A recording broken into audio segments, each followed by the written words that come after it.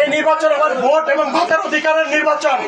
অতএব আজকে থেকে শুরু করে পাড়া মহল্লায় গ্রামে গঞ্জে যার যার জায়গা থেকে সবাই ঐক্যবদ্ধ প্রতিরোধ করে তুলতে হবে, ঠিক কিনা? আমরা বিগত দিনে এই স্বৈরাচারের দোষরের নির্যাতন নিপীড়নের শিকার হয়েছে, তাই কিনা?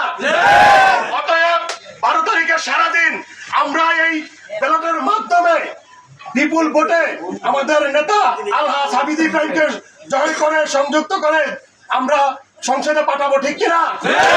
তাহলে আমরা আমাদের নিজ দায়িত্বে সবাই সকাল 7টার ভিতরে ভোট কেন্দ্রে ভোটারদের পাঠানোর জন্য যা যা করা দরকার আমাদের সাথে যোগাযোগ করে আপনারা সবাই সেটা করবেন।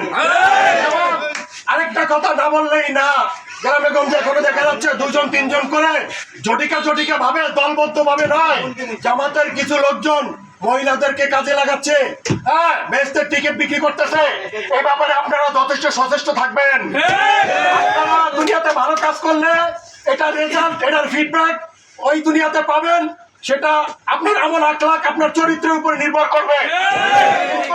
কাকে ভোট দিবেন কাকে ভোট দিবেন না এটা সিদ্ধান্ত আপনার, এটা সিদ্ধান্ত একমাত্র আপনিই নেবেন। কারো মিথ্যা প্রবঞ্চনায় কারো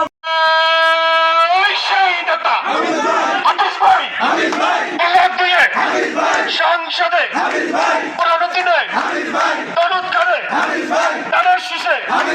সংসদে এবার যাবে, সংসদে জিতবে এবার তারেক জিয়ার, খালেদা জিয়ার, শহীদ জিয়ার, তারেক জিয়ার, হাফিজ ভাই ওরা দুইয়ের মাটি, হাফিজ ভাইয়ের ঘাটি, হাফিজ ভাইয়ের ঘাটি, ওরা দুইয়ের মাটি, ওরা দুইয়ের মাটি, হাফিজ ভাইয়ের ঘাটি, হাফিজ ভাইয়ের ঘাটি, ওরা দুইয়ের মাটি। ডাক দিয়েছেন হাফিজ ভাই, ঘরে থাকার সময় নাই, ঘরে থাকার সময় নাই, ডাক দিয়েছেন হাফিজ ভাই, ডাক দিয়েছেন হাফিজ ভাই, ঘরে থাকার সময় নাই, ঘরে থাকার সময় নাই, ডাক দিয়েছেন হাফিজ ভাই। মা বন্ধের বলা যায় ধানের শীষে ভোট চাই, ধানের পুলিশের ছেলে স্বপনের মামা চিনছেন? ভালো। আমরা আমাদের নেতা আলহাজ হাবিব ইব্রাহিম এতে ধানের শীষের প্রতীক এবার নির্বাচন করবে। বিগত দিনেও এমপি হিসেবে কাজ করছে আপনাদের জন্য, ঠিক আছে? মাঝখানে আমরা এই যে রাতের ভোটে আমরা সবাই বিভক্ত। এখন মূল বিষয় হলো আবার এই 12 তারিখে, হ্যাঁ এই 17 বছর পরে আপনাদের ভোটের অধিকার প্রয়োগ করবেন, ঠিক আছে? এই ধানের শীষ মার্কায় ভোট দিবেন হাবিব ইব্রাহিমকে। পুনরায় আপনাদের সামনে যে রাস্তাঘাট, কালভার্ট, ব্রিজ, হ্যাঁ এগুলো আবার উন্নয়ন হবে ইনশাআল্লাহ, ঠিক আছে? হাবিব ইব্রাহিম এমপি একটা ফ্যামিলি কার্ড করে দিব, এরপর আপনারা একটা ইয়া করে দেবো, কৃষি কার্ড করে দেবো। এখানে আপনারা অনেক উপকৃত হবেন।